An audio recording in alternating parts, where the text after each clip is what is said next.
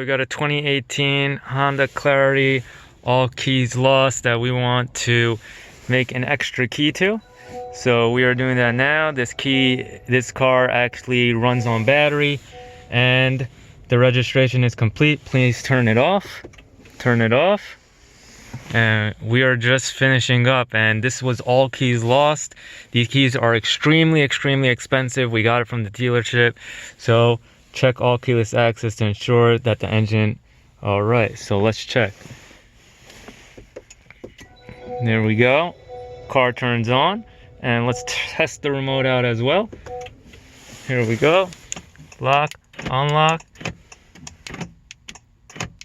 Awesome. And let's start the car. And that's on because it runs on battery, so you actually don't know anything, but there you go.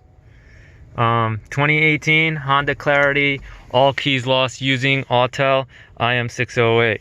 More videos to come, guys. Thank you so much for following.